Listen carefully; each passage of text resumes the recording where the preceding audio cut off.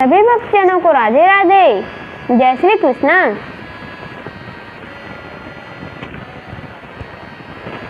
संक्षिप्त गरुड़ पुराण अध्याय 164 कुष्ठ रोग का निदान। धन्वंतरी जी ने कहा, हे सुश्रुत, मिथ्या एवं विरोधी आहार विहार करने से तथा सज्जनों की निंदा एवं अपमान और वध या हत्या करने से, दूसरों की धन संपत्ति का हरण एवं पाप कृत्य से, पूर्व जन्म कृत पाप का उदय होने से, वात आदि दोष कुपित होकर सिराओं में जाकर त्वचा, लसी का रक्त एवं मांस को दूषित और अंगों की क्रिया हानि करके वे दोष बाहर आकर त्वचा पर विविध प्रकार के कुष्ठ को उत्पन्न करते हैं। साम्यक उपेक्षा करने पर यह रोग आभ्यंतरिक समस्त कोष्ठों के सही शरीर में व्याप्त होकर बाहर और भीतर रहने वाली सभी धातुओं को गलाकर अपना अधिकार कर लेता है। इस रोग में पसीने के जल बिंदुओं से युक्त प्राणी के शरीर पर कुछ आर्द्रता होती है।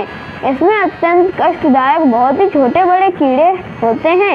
इन सभी लक्षणों से युक्त यह रोग क्रमशः रोगी के रोम, त्वचा, स्नायु तथा धमनियों पर आक्रमण करता है। बाहर भाग में फैला हुआ कुष्ठ रोग प्राणी के उस आक्रांतिक शरीर को भस्म से आच्छादित हुए समान रूक्ष बना देता है। वात पित्त श्लेष्म, पित्त श्लेष्म और सन्निपात दोषजन्य प्रभाव से यह रोग 7 प्रकार का होता है। इन सभी प्रकार के कुष्ठ भेदों में वात पित्त तथा कफज दोष के अंतर्गत प्राप्त होने वाले विकृति अधिक रहती है। वात दोष से कपाल, पित्त दोष से उदुम्बर, कफ दोष से मंडल तथा विचर्चिका का नामक कुष्ठ उत्पन्न होता है।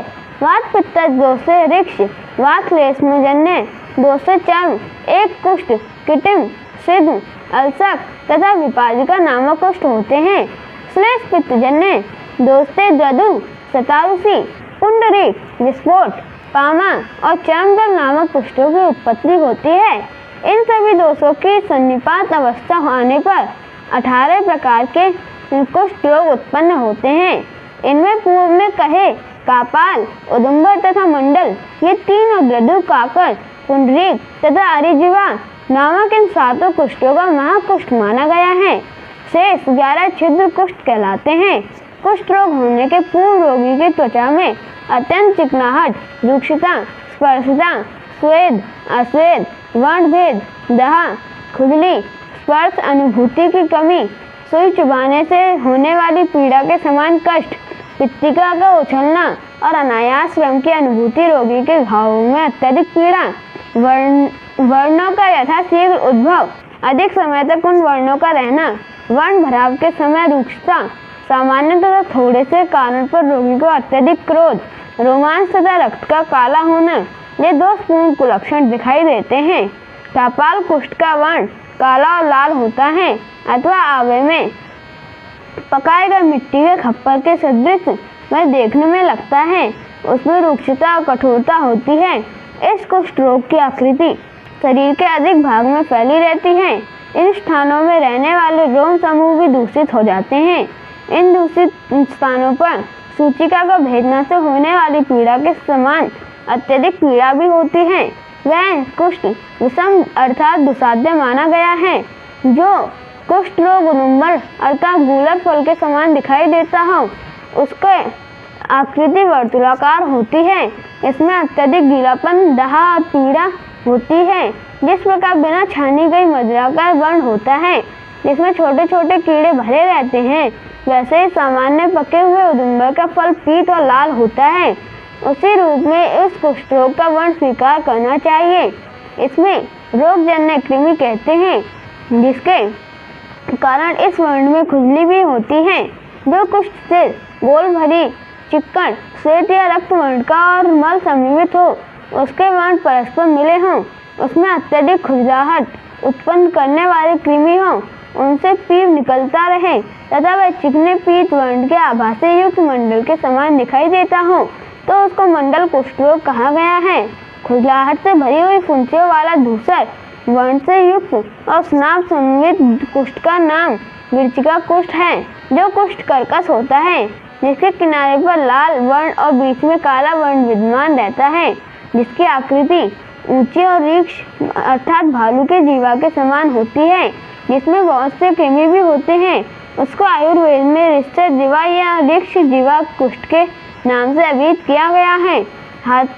हाथी की चमड़े के समान रोगी का खरखराहट भरा चमड़ा होने पर गज कुष्ठ कहा जाता है। जो कुष्ठ पसीने से रहित मछली के सल्ब अभ्र कवच के सदृश होता है, उसे एक कुष्ठ कहते हैं। जो कुष्ठ भ्रू का अग्नि के समान वर्ण वाला या काला स्पर्श करने में कष्टकारी खुजलाहट से युक्त तथा कठोर होता है, वह कृत्रिम कुष्ठ माना गया है। सिद्ध कुष्ठ अंत भाग से रुक्ष और बाहर रूप में स्निग्ध होता है। इसके आभ्यंतरिक भाग को रगड़ने से बालू के कण के समान रस गिरता है। इस रोग के होने पर शरीर का स्पर्श करने से चिकनाहट का अनुभव होता है। इसमें स्वच्छता होती है। इसकी वर्णाकृति काले पुष्प के समान दिखाई देती है। यह कुष्ठ शरीर के ऊपरी भागों में होता है। अलंसुका अल्सक कुष्ठ में खुजली और लाल रंग की पीड़िका होती है। विपादिका कुष्ठ में हाथ और पांव फट जाते हैं, अत्यंत वेदना और खुजली होती है तथा लाल वर्ण की फुंसियां हो जाती हैं। जिस कुष्ठ में द्रदु या दांत दूर्वा के समान बहुत जगह में फैल जाता हो तथा अलसी के फूल के सदृश कांति दिखाई देती हो और ऊंचे ऊंचे गोल चकते हो, ऐसे खुजलाहट से परिव्याप्त कुष्ठ द्रदु या दांत कुष्ठ कहलाता है। अपने मूल भाग में स्थूल दहा और वेदना से समन्वित रक्त स्राव वाले प्रचुर वर्णों से युक्त कुष्ठ रोग का नाम शत्रुषी है। इस प्रकार के कुष्ठ रोग में दहा, क्लेद और वेदना होती है। यह प्राय अस्थि के जोड़ों में होता है।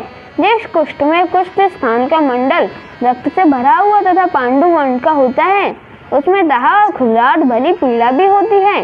खिले हुए रक्त वर्ण और जल से संसिक्त पुंडरीक दल अर्थात श्वेत कमल की पंखुड़ियों के समान शरीर पर उभरा हुआ और वर्ण के किनारे पद्म पत्र की जल बिंदुओं से युक्त मांस वाले दिखाई देते हैं, उसे पुंडरीक कुष्ठ कहते हैं। विस्फोटक कुष्ठ पतले चमड़े से ढका होता है तथा सफेद और लाल फुंसियों से व्याप्त होता है। पामा नामक कुष्ठ पककर फूटने वाली छोटी छोटी असंख्य फुंसियों से भरा होता है। इसमें खुजली, बस नाव और वेदना होती है। प्राय इसका वर्ण श्याम और लाल होता है। इसमें रुक्षता होती है।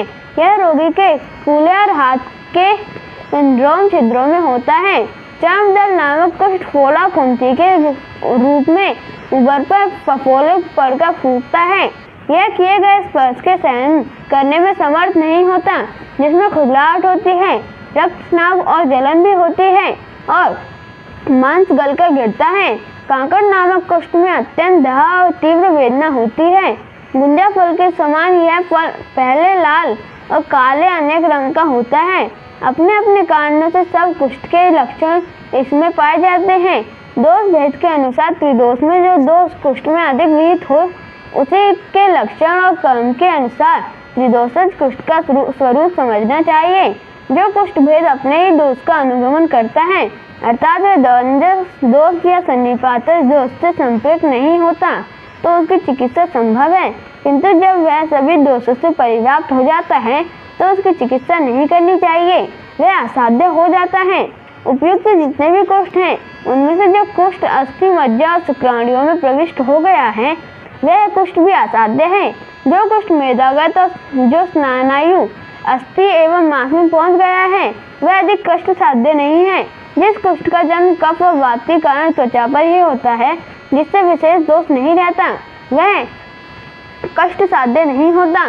सामान्य चिकित्सा से ही उसकी शांति हो सकती है। त्वचा भाग पर ऐसे कुष्ठ के उभर आने से शरीर का वर्ण बदल जाता है, इसमें रुक्षिता आ जाती है। तुरंत जब वह कुष्ठ रक्त और मांस में प्रविष्ट हो जाता है, तो रोगी के शरीर में श्वेत पाक तथा शोथ के लक्षण उभर आते हैं। रोगी के हाथ और पैरों में फोड़े हो जाते हैं। शरीर के संधि भागों में अधिक पीड़ा होती है। दोष आधिक्य होने पर वह मेदा में पहुंच जाता है, जिसके कारण उसमें उपद्रव होने लगता है। रोगी की इंद्रियों में संज्ञा शून्यता बढ़ जाती है, अर्थात वह चलने फिरने में आसक्त हो जाता है। रोगी के शरीर की मज्जा अस्थि में जब वह कुष्ठ पहुंच जाता है, तो उसके नेत्रों की ज्योति तथा वाणी के स्वरों में भेद उत्पन्न हो जाता है। कुष्ठ रोग के कृमियों के द्वारा रोगी के वीर्य में विकार उत्पन्न हो जाने पर वह दोष स्त्री और संतान के लिए बाधा युक्त हो जाता है। रस, रक्त आदि धातुगत कुष्ठों में अपने अपने लक्षणों के अतिरिक्त यथापूर्व धातु कुष्ठ के लक्षण भी हो जाते हैं। रिक्त और कुष्ठ इन दोनों रोगों की उत्पत्ति का कारण एक ही है और इनकी चिकित्सा भी एक ही है। इसी को क्लास तथा दारुण भी कहते हैं। इनमें अंतर यही है कि कुष्ठ सन्निपातिक है और रिक्त अलग अलग दोषों से उत्पन्न होता है। कुष्ठ नाभि और रिक्त अपरिस्नाभि कुष्ठ रसादि धातु धातु पर आक्रमण करता है और रिक्त रक्त, मांस तथा मेद इन तीनों धातुओं का आश्रय ग्रहण करता है। वातज और अभ्यंतरिक रूक्षता के कारण उत्पन्न हुआ रिक्त कुष्ठ रोग अरुण वर्ण का होता है। जब वह पित्त दोष के कारण जन्म लेता है तो उसका वर्ण पद्म पत्र के समान या ताम्र वर्ण होता है। यह दहा युक्त और रोम विनाशक होता है। कफज दोष के कारण उभरा हुआ रिक्त श्वेत वर्ण सघन, भारी और खुजली से युक्त होता है। ये श्वेत क्रमशः रक्त, मांस और मेदा में पहुंचकर आश्रय ग्रहण करते हैं, अर्थात वातज श्वेत रक्त में, पित्तज रिक्त मांस में तथा कफज रिक्त मेद में होता है। अरुण आदि वर्णों के आधार पर ही श्वेत के वातादि के दोष तथा रक्तादि आश्रय दोनों ही माने जाते हैं। उत्तरोत्तर इनकी चिकित्सा कष्ट साध्य होती है, अर्थात यह रिक्त रोग जब तक रक्ताश्रित होता है तब तक उसकी चिकित्सा संभव है। मासंगत होते ही यह कष्ट साध्य हो जाता है और उसके बाद तो जब यह मेदा में पहुंच जाता है तब अत्यंत कष्ट साध्य हो जाता है। दो रिक्त कृष्ण वर्ण वाले रोमों से भरा हुआ होता है। उसके दाग एक दूसरे से संश्लिष्ट नहीं होते। वह अधिक समय का ना होकर नया ही होता है और उसका जन्म अग्नि से जलने के कारण नहीं हो तो उसे चिकित्सा साध्य समझना चाहिए। इन विपरीत लक्षणों से विपरीत होने पर उसका उपचार करने चिकित्सा के लिए त्याज्य है, क्योंकि यह असाध्य हो जाता है। रोगी के गुहा भाग में करतल और ओष्ठ प्रदेश में तो यथाशीघ्र भी उत्पन्न हुआ यह रोग असाध्य बन जाता है। जस प्राप्त करने के इच्छुक वैद्य को तो किलास नामक रिक्त भेद की चिकित्सा को सर्वथा त्याग देना चाहिए, क्योंकि उसका उपचार संभव नहीं है। प्राय सभी रोग संक्रामक होते हैं। रोगी का स्पर्श करने से, उसके साथ बैठकर भोजन करने से, उसके साथ रहने से, एक सैया और आसन पर उसके साथ सोने और बैठने से तथा उस रोगी के द्वारा प्रयुक्त वस्त्र, माला एवं अनुलेप पदार्थ का प्रयोग करने से दूसरे प्राणी में रोगों का प्रादुर्भाव हो जाता है।